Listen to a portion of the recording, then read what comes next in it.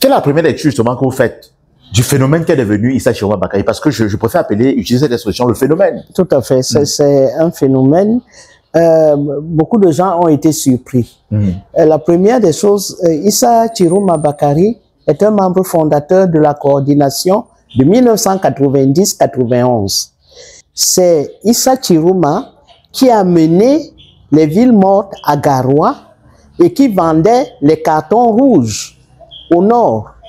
C'est le travail de Issa Chiroma Bakary, au point où même le cortège de Ousmane Mey a été mis en difficulté par les jeunes opposants.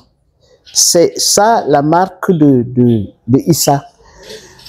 Avant d'en arriver là, Issa avait été arrêté parce que, bon, on a dit que c'est le putsch des nordistes. Il a été arrêté.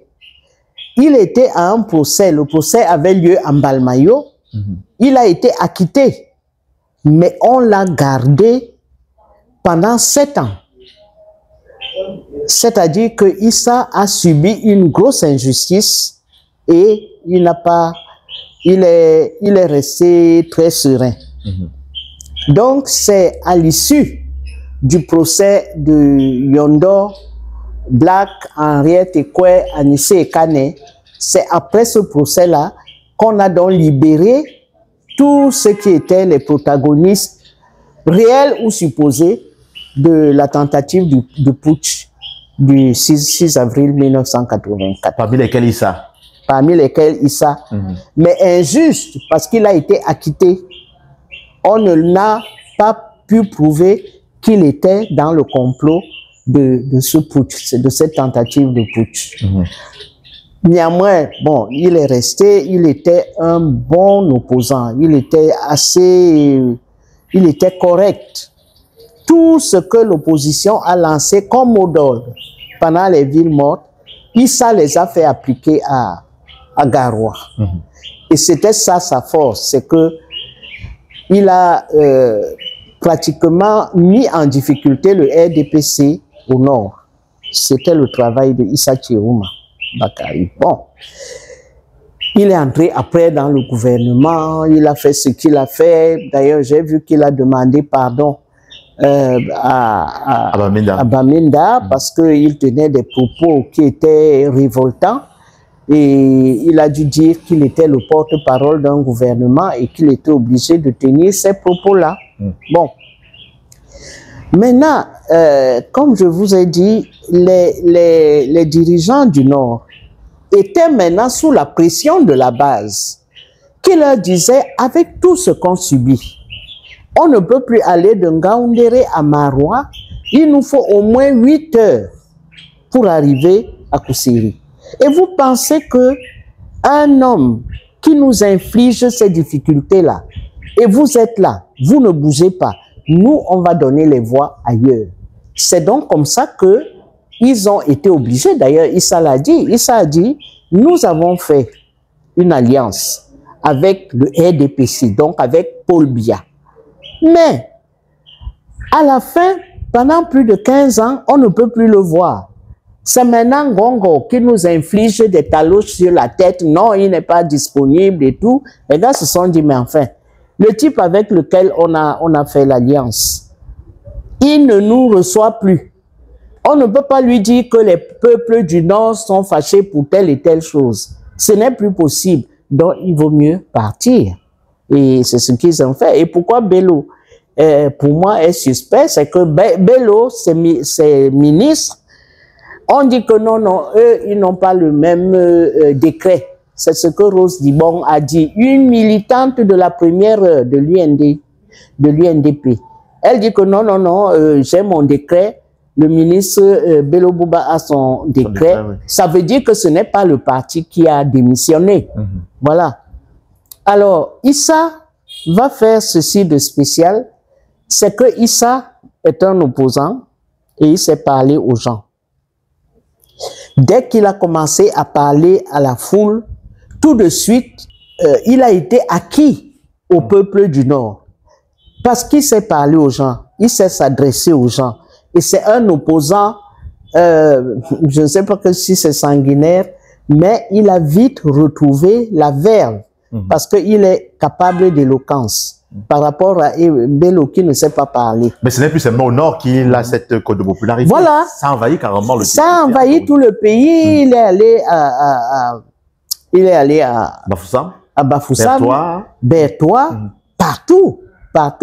Il est allé à Bamenda, il est allé à Bouya, il est allé partout.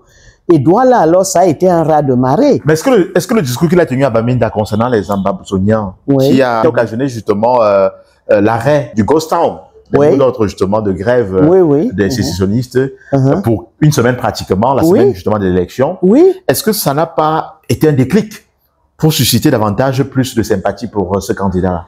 Tout à fait, parce qu'il a dit, j'ai tenu des propos, je le reconnais, qui étaient violents, c'était mon rôle de les tenir, mais ce que moi je vous promets, c'est d'avoir un véritable dialogue inclusif. Et Issa a été plébiscité à Bamenda, parce qu'il sait parler aux gens. En plus, il est parfaitement bilingue. C'est ça aussi son avantage. Donc, Issa a rassemblé le peuple d'une manière générale, parce que ces meetings ont fait vraiment une affluence terrible. Je vois Douala, ça a été un raz de marée. Donc, vous étiez attendu à Douala, mais vous n'étiez pas là. Bon, votre siège était là avec votre nom, justement. On ne vous a pas vu au meeting. Je n'étais pas au meeting. Pourquoi? Il faut que je le dise à l'opinion. Je devais être à ce meeting. D'ailleurs, on ne m'a pas dit que j'étais dans la liste des gens qui intervenaient. Tout à fait. J'ai demandé qu'on vienne me chercher. Je crois que les gens qui organisaient ça, à commencer par Anissé Ekane, qui m'a parlé avec un mépris total. Et j'ai dit, bon, s'ils peuvent pas venir me chercher, je n'ai aucun moyen d'arriver à Bepanda. C'est pour ça que je ne suis pas allé à Bepanda. Si on m'avait envoyé une voiture, à commencer par Ekane, qui n'est pas loin, il est au Carrefour Tif. S'il m'avait dit, je viens te chercher et on part, il n'est pas venu me chercher. Ça veut dire qu'il y avait peut-être un agenda, mais je ne pouvais pas manquer au meeting de Issa Chiruma. Donc, voilà la raison pour laquelle je n'étais pas là. Ce n'était pas parce que je voulais boycotter Issa Chiruma. Non, loin de là. Issa est mon ami, jusqu'à nouvel ordre, et j'ai constaté qu'il y a des problèmes entre celui qui était le dirigeant de la campagne et Henriette Ekwe. Bon, je me suis dit, c'est pas la peine, puisque le lendemain, quand Issa est au Carrefour Tif, on ne m'informe pas que Issa est là-bas. Je ne suis pas au courant. Et c'est Ndjekam qui essaye de m'appeler. Et tout de suite, il est coupé. J'ai donc compris que la direction de la campagne ne voulait pas. Je dois dire que l'UPC, les deux comités directeurs du foyer Banjoun dirigé par Rose Nzié, qui était d'ailleurs descendu pour voir Ekane, et moi-même du comité directeur de Badenkop, on a dit à toutes nos troupes qu'on est avec Issa.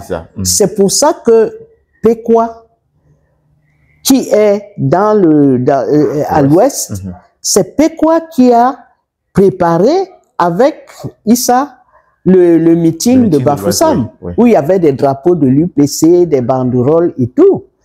Donc, c'est acquis pour Issa.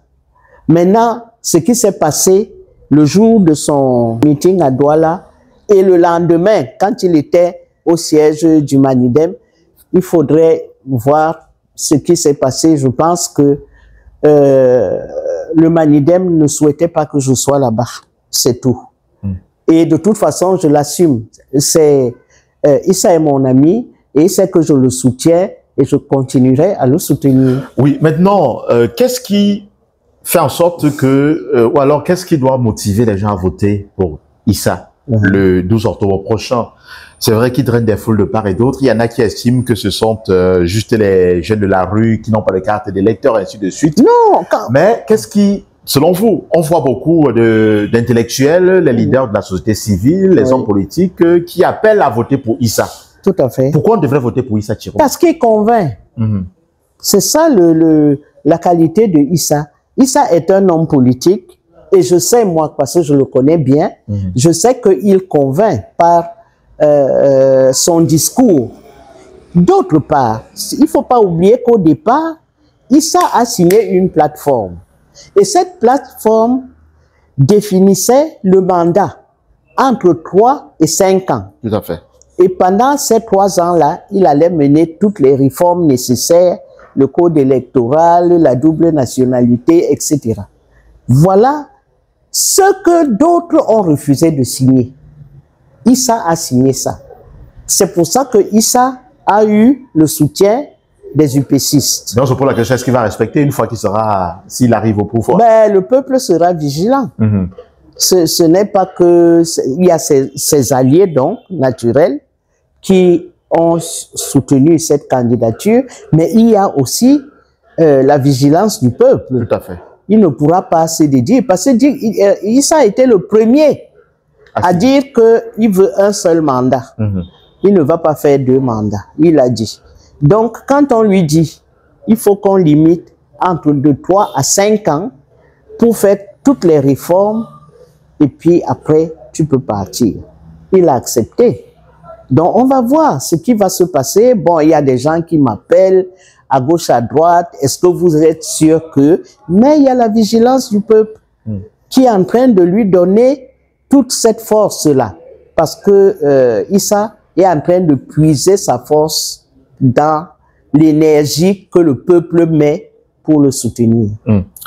Et maintenant, il y en a qui sont tout dubitatifs. Hein. Oui. Parlant des acteurs de l'opposition, son compatriote Bello Boba de la même région que lui, qui n'arrive toujours pas à accorder leur violon pour pouvoir soutenir la même logique du changement. Ce qui est sûr, c'est que Bello ne fait pas le plein d'un Issa. Issa, lui, il a fait le tour du Cameroun. Oui. Et il a fait le plein. Pourquoi? Bello ne sait pas parler. Bello n'est pas convaincant. Ce n'est pas de sa faute. Vous savez. Pourquoi il ne rejoint donc pas Issa? Parce qu'il pense qu'il est l'aîné. Et que Issa doit se mettre derrière lui. Or, Issa est en train d'engranger le soutien du peuple. C'est ce qui est extraordinaire. Ce qui donne cette légitimité-là d'être le candidat du peuple. C'est la légitimité du peuple que Issa porte désormais. Oui. Après toute sa tournée à travers notre pays. Donc, il ne peut pas venir lui dire que, bon, quand on lui dit que non, c'est 2 poids lourds et tout ça, et Issa a bien dit que c'est pas 2 poids lourds. Il y a un poids lourd et un poids léger. Voilà. Mais comment comprendre que les autres candidats également de l'opposition n'adhèrent pas au projet de Issa, puisqu'il parle d'une transition, c'est-à-dire c'est ouvert aux autres acteurs également. On a vu Cabral, par exemple, dans ses meetings, qui combattait plutôt Issa comme étant un vieux sorti du système, ainsi de suite. Il y a d'autres candidats qui font la même chose. Comment comprendre qu'ils n'arrivent pas à adhérer à ça? Mais est-ce qu'ils font le plein? Non, pas du tout. Ah, voilà le problème. C'est que Issa a signé une plateforme. Oui. Et cette plateforme, on l'a proposée à d'autres candidats qui ont refusé. Tout simplement. Et ça participe à disperser les voix de l'opposition inutilement. Quoi? C'est-à-dire le fait que les autres candidats décident d'aller... Bon, mais s'ils étaient sérieux, en voyant le plein que Issa fait à travers le pays... L'adhésion du peuple, oui. L'adhésion du peuple. C'est-à-dire que c'est la première fois qu'on voit ça depuis Frundi, en 92. Frundi a amassé des cohortes. Tous les meetings. Ce que le phénomène qu'on est en train de voir là, c'est l'Union pour le changement de 92. Tout à fait. Et Issa a réussi à réitérer le même engouement. Donc, c'est ça qui fait son succès. Donc, vous voulez dire que les autres opposants qui n'adhéreraient pas seraient contre le peuple? Ah non, ils disent qu'ils sont pour le peuple. On verra. Et c'est pour ça que moi, j'appelle tous les Camerounais, la majorité au moins, d'aller voter pour Issa Chirouma, pour que les tripatouillages soient difficiles à mener. Voilà. Ok, merci infiniment, Madame Mariette Ekwe.